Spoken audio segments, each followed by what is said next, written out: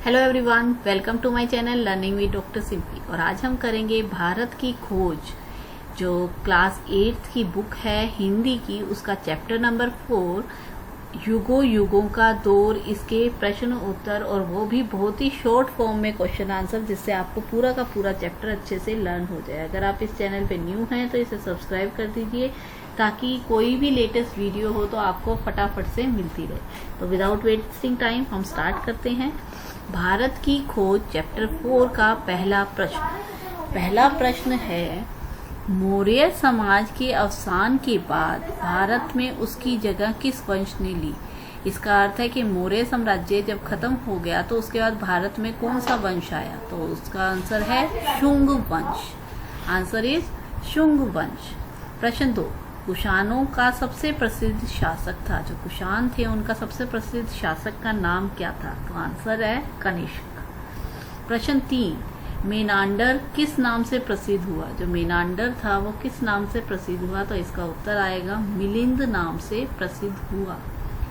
प्रश्न 4, किस रेगिस्तान में भारतीय, चीनी और ईरानी संस्कृतियों का मेल हुआ। कौन सा रेगिस्तान था, रेगिस्तान का नाम बताइए जिसमें भारतीय, चीनी और ईरानी संस्कृतियों का मेल हुआ, तो उस रेगिस्तान का नाम है गोबी।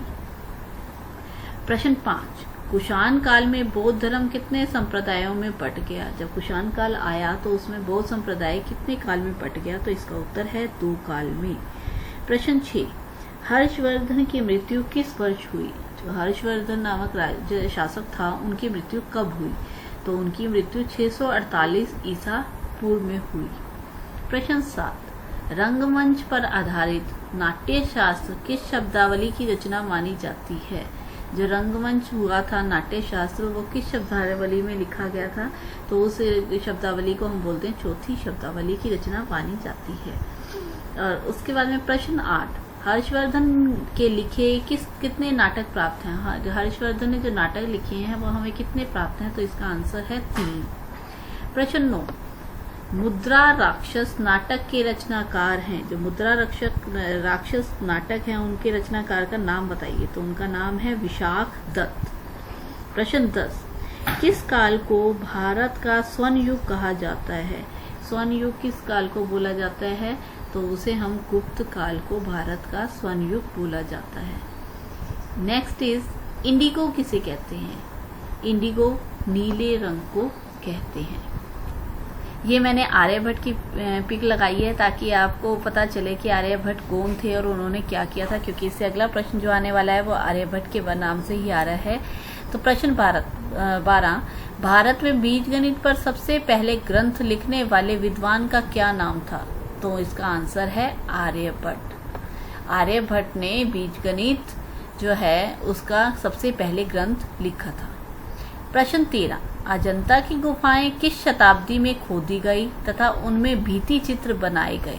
कौन सी शताब्दी थी जब उसमें खोदी गई थी, तो वो 4ठी शताब्दी से 6ठी शताब्दी में खोद कर और उसमें चित्र बनाए गए थे। अगला प्रश्न, किसने शून्य पर लागू होने वाले जो नियम थे वो निश्चित किए थे। आर्यभट्ट ने ही जीरो की खोज की थी, लेकिन उसमें नियम जो थे वो किसने निश्चित किए थे, तो उसका आंसर आएगा ब्रह्मपुत्र ने। प्रश्न 15, भास्कर द्वितीय की अंगणित विषयक रचना का नाम है। जो भास्कर द्वितीय ने अंगणित विषयक लिखी है उनका नाम बताइए, तो इसका उत्तर है लीलावती। प्रश्न 16, ब्रिटेन में भारतीय अंकों का पहला प्रयोग कब हुआ। भारतीय अंक का प्रयोग ब्रिटेन में 1490 में हुआ। प्रश्न 17, जावा और बाली के मशहूर नृत्य कहाँ से लिए गए हैं, तो वो जावा और बाली जो नृत्य होते हैं वह भारत से लिए गए हैं। अगला प्रश्न, संस्कृत भाषा को व्याकरण के ढांचे में आज से लगभग 2700 वर्ष पहले किसने ढाला। तो कौन थे जो संस्कृत भाषा के व्याकरण के ढांचे को 2700 पहले डाल दिया था, वो थे पाणिनि। तो इसका उत्तर आएगा पाणिनि। नेक्स्ट प्रश्न इज, कंबोडिया में वर्णमाला कहाँ से ली गई। जो कंबोडिया देश है वहां पर वर्णमाला कहाँ से ली गई, तो इसका आंसर है दक्षिणी भारत से। दक्षिणी भारत से कंबोडिया में वर्णमाला ली गई।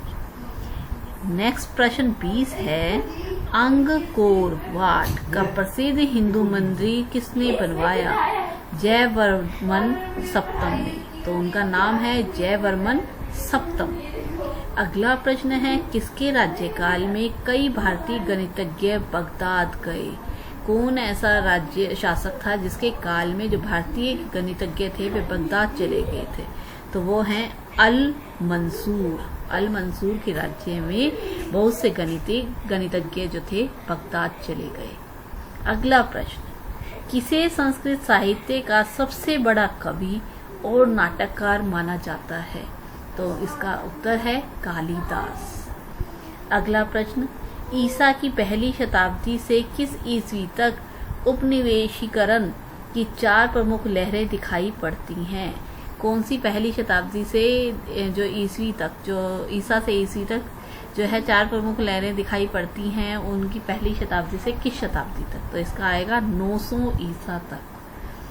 प्रश्न 24, प्रसिद्ध चीनी यात्री हुआन त्सांग किस वर्ष भारत आए?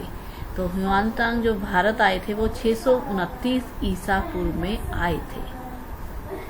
भारतीय रंगमंच का उद्गम किस वेद की ऋचाओं और संवादों में खोजा जाता है? तो रंगमंच का उद्गम ऋग्वेद में हुआ है। किसे भारत का नेपोलियन कहा जाता है? समुद्रगुप्त को। और आखिरी प्रश्न, किस संत विद्वान के कारण भारत में महायान की विजय हुई? तो संत विद्वान, उनका नाम था नागार्जुन। आई होप कि आपको अच्छे से ये पाठ समझ आया होगा। आप 1-2 बार इस वीडियो को देखेंगे तो आपको अच्छे से ये पाठ पूरा लर्न हो जाएगा। So thanks for watching.